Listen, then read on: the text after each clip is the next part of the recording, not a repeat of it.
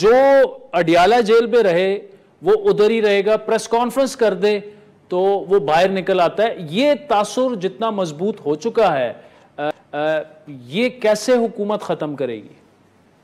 بسم اللہ الرحمن الرحیم. یہ تاثر ختم ہو سکتا ہے اگر پی ٹی آئی ایک سیاسی جماعت ہوتی.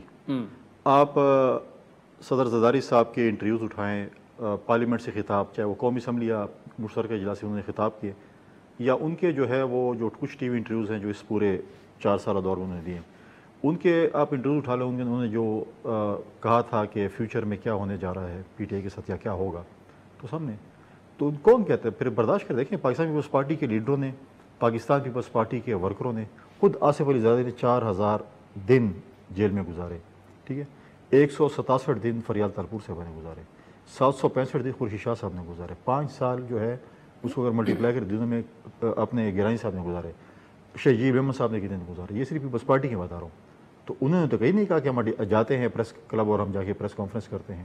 تو جو لوگ انقلابی تھے، جو لوگ نیا پاکستان بنا رہے تھے، جو لوگ اتنے بڑے بڑے ڈائلاگ مال رہے تھے، آج پتہ لگے پنجابی فلموں کے سلطان رائی کے ڈائلاگ تھے. آج میں سن رہا تھا کسی کو سن رہا تھا جی ایک دن آپ چلے جائیں اڈیالہ جیل. ہمارے تو لوگوں نے سالوں سال گزارے ہیں، 14 سال. نہیں لیکن ان پر جو دباؤ ہے وہ آپ کہہ رہے ہیں کہ بس ٹھیک ہے ہم پر تھا، ہم نے بھی برداشت کیا، ان پر ہے یہ بھی برداشت. کوئی نہیں، آپ یہ نہیں کہہ رہے کہ دباؤ کوئی نہیں ہے. کوئی دباؤ نہیں ہے. کسی کو کسی نے مطلب زبردستی کسی پارٹی میں نہیں بھیج رہے، کسی کچھ وہ نہیں کر رہے.